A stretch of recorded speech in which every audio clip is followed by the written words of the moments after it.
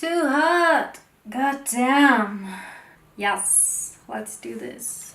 Hey everyone! Yes, welcome back. And it's so hot. It's not the hottest day today. Yesterday was the hottest day and I melted, literally.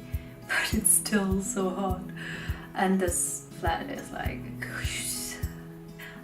today's topic, today's topic of the video is a video that I actually filmed already, but in some ways it got lost. As you read in the description, today's topic is how to travel on a budget, and especially how to travel on a budget to Korea or to Seoul. And since I traveled to Seoul and now to Japan for like a really minimum budget, I think I can get some good insights and what you can do to spare some change and still experience some nice countries all over the world. So let's start. Of course, you have to go to your designated place. And the best way to do this is to be as flexible as possible, I say, because sometimes you really get amazing deals if you book very shortly before. Also, it always is good that you will use at least once this kind of websites that search for like the cheapest option, so you can see which on different dates which airline will go mostly for the cheapest price to the destination of choice. And then I always go to the airline itself and search for the flight, because if you go to the airline, you can also go to always the same airline if you want to go back and back and be part of their club. Sign up as a member and eventually gather a lot of miles that you can use for flights in the future. I was traveling like the middle class airlines and also the very low price airlines, and you always think like, oh yeah, I go for the cheapest option, but there's always this kind of loophole in the middle. Sometimes it's like the cheapest flight doesn't really have any luggage added to it, so you have to pay for any additional luggage. What I had when I was flying to the US, for example, I was going with, I don't want to say the name, I don't want to shade anything, but there was an airline and it was super cheap, and you had to pay like every little sip of water that you wanted to consume. So with a long distance flight, it's not really doable. So in the end, I was not really sure if I made like the best price possible, because I had to pay for additional luggage and I had to pay for like every little snack. So like for the safe way to go, I always go for a middle class airline which has like the standard luggage of like one hand luggage, one accessory, and a bigger luggage piece, and always has some kind of like food service in between. So when you're flying for 12 hours or anything, or even longer for 15 hours, that you have food in your stomach at least at one time in the flight, and that you have drinks, because you have to be hydrated on a flight or else you feel like total shit when you land there. What I also recommend is to book a flight more into the week, because weekend flights are usually more expensive, and also try to book the flight on a weekday, because over the weekend also sometimes you have price increases. Sometimes it's smart to book like 6 months ahead, but I made like the best prices when I booked like a month before, or even like just 2 weeks before, if you can. If you need to plan more ahead, do like 6 months prior to get a good price. And also see like different kinds of seasons, because the summer season of course is always like a higher price when you go somewhere, and I would always say like Seoul, for example, Korea in general, it's pretty good off-season. Like when you go in September or October, the weather is pretty nice and you have all the fall, the leaves and the beautiful colors. It's so nice to see. For the second part, if you arrived at Seoul, you have to be like for most of the people, of course, it's Incheon Airport. If you don't come from Japan or anything, it's Incheon Airport, the international airport you come in from. And there are different kinds of options to go for. Of course, taxi will be like the most expensive option. There are a lot of countries where taxis are more expensive than in Korea. Still, it's very, very pricey. The other two options that are more middle priced is like going with a bus or going with the RX train. This is like a very fast train into the city, which costs both, I think, around like 10,000 won. Book the ticket immediately with a bus driver and put all your luggage in, and there are some like pretty big bus stations like Hongik University. Going through the whole city, Gwanghwamun, I think is also one stop, as well as the RX train, which goes to, I think, also Hongik Station, Hongik University Station, and also Seoul Station, which is a bigger station where you can go from. But if there's any way possible and manageable with your luggage, the cheapest option really is to go by subway, because you only have to get the T-Money card. This is like a little plastic card and you can get it in the convenience store at the airport and just load it up at one of the machines, and like one way into the city costs around like 4,500, which is like half the price of the buses and the RX train to go into the city. Another point is transport in the city or transport in the country. When you're in the city as well, subway is the cheapest option. You can go by taxi as well, but you have to take care that you don't go in one of the black taxis, because these are the luxurious taxis.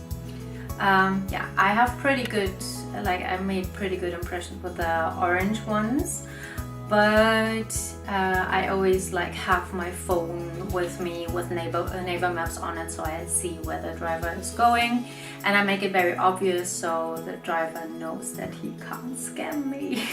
When you go by subway, you always have to log in, and you get the difference will be drawn from your card from the distance you're going. I personally think in the city there are a lot of options to just walk from A to B, because there are so many things to discover, and like going by feet is always the cheapest option, of course. When you travel within the country,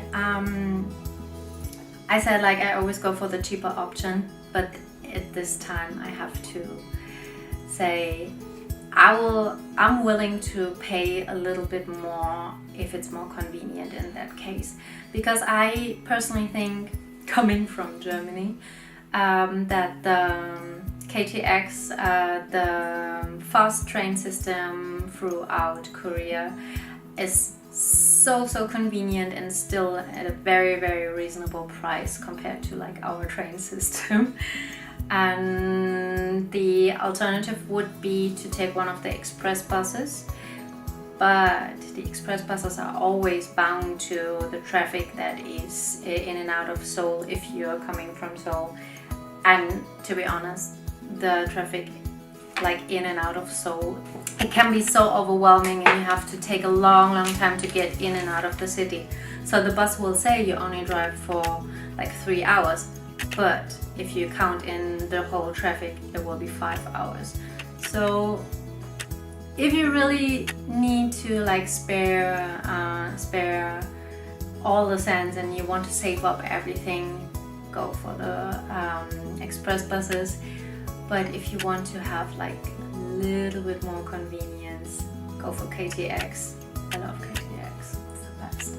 And for KTX it's also super easy because you only have to go to Seoul Station, and all of the terminals are in English as well. You can pay cash, you can pay with card, and it's super easy, super convenient, and every 10 minutes you have like a train going somewhere. That's for that.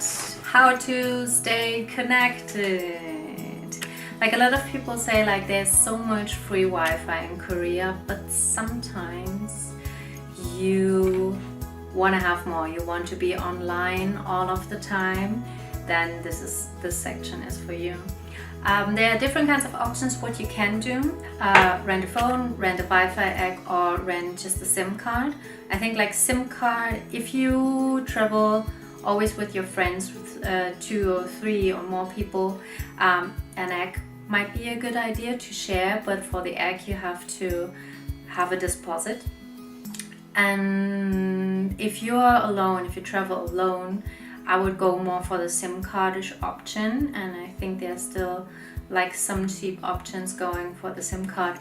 But if you plan to stay longer and want to have a SIM card for a longer time, I would actually recommend not getting it at the airport, but going into the city, settle down, get free Wi-Fi at your stay, or like any other cafe. In Hongdae area there on exit 9, I think there's this big like phone store, and they have even international speaking stuff. Okay, let's be honest with that. They have they say they have international speaking stuff, but it's not so easy. Sometimes like they only have like one person there that is speaking English, and when the person is not there, it's difficult. Yeah, somewhere in between is accommodation. Of course, it depends on what type of person you are, and what are you able to, let's say, deal with. If you're the person that is not be able to sleep with any kind of strangers around, you have to get a hotel or an Airbnb. There's still like good options for Airbnb that are considerable for the price. And the next option, if you don't have any problems with like shared bathrooms or shared like sleeping spaces, hostel is always a good way to go. They're just like women only or men only hostels. They are mixed hostels in Korea too. This is very different from Japan, because in Japan it's more like just women or men kind of way, but in Korea you have more also mixed kind of hostels. So make sure that you check before what kind of room this will be. There's also one more option. I didn't try this yet. I will in the future. The option for going to a goshi-won. And the goshi-won is like these really tiny rooms, more like 6 to 10 square meters, and you only have like a bed, a desk, a refrigerator, and if you want to, there are options for ones with bathrooms, ones with shared rooms, but this is actually like the cheapest way you can go. Going for a goshi-won, it's for a month. If you want to stay longer, also for a month or 2 months, you can get some kind of discount going in a goshi-won. If you're the kind of person that doesn't need a lot of space, but let's face it, if you want to see a lot of stuff and you stay for a month, you will be out and about and not chilling at your room. So, next part, one of the most important things, food. You can get really expensive food in Korea when you go into more touristy or Western kind of inspired places like Itaewon, where you can get pasta, burger, or anything. When you want to have like traditional Korean kitchen, it's cheaper, it's way cheaper. And what I always go for is when you see that there's no English menu. So I would recommend at least learning Hangul and know some of the dishes so you can read the Korean menu, because the places are so much cheaper if you don't go to a place with an English menu. But also apart from that, there's this pretty nice thing called jjajang.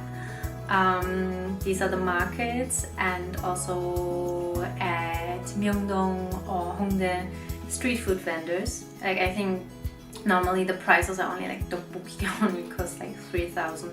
Yeah, I really enjoy street food vendors. And what's also a possibility to go like 2 ways. You have a lot of options at convenience stores, and they are so delicious and very affordable. But convenience stores, because they are convenient, are still a little bit more high priced than normal supermarkets. So if you can look out for really a normal supermarket, this is a cheap option for fresh produce, and there you can, if you have a stay where you have a kitchen, you can buy stuff there and cook it at home, and this might be also a very, very good cheap option. But the restaurants are not super pricey. You get a good meal in the evening for 3,000, 4,000, 5,000 won. And then you have the whole topic with shopping. If you have some spare money, it has to be very specific. What are you searching for? And then there's a specific area.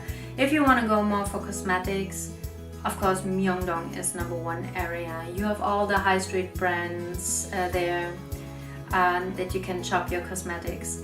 If you though want to buy clothes, either I would go to Dongdaemun, to the 24, but the late shopping centers. I would go for subway shopping. The subway malls are pretty cheap. Or going to the student area, the Jincheon, Hongdae, Ide area, because where the students are is where the cheap stuff is, let's face it. Last part, sightseeing. Of course, a tour will always cost some money. There are different kinds of options for these tours. I personally prefer to just go by myself. Because you can research everything online. There's pretty good tourism center, and tourism center in Gangnam gives out free maps with everything that you need to know. There's a lot of places and temples you can go in for free. Like one of the biggest temple, the Gyeongbokgung Palace, is not for free, but there is an option. If you already want to wear traditional Korean clothing, a hanbok, and already want to try this out and take photos and everything, go to like a hanbok rental near Gyeongbokgung Palace, rent a nice hanbok with your friends, and then go to Gyeongbokgung Palace, because you will get in for free.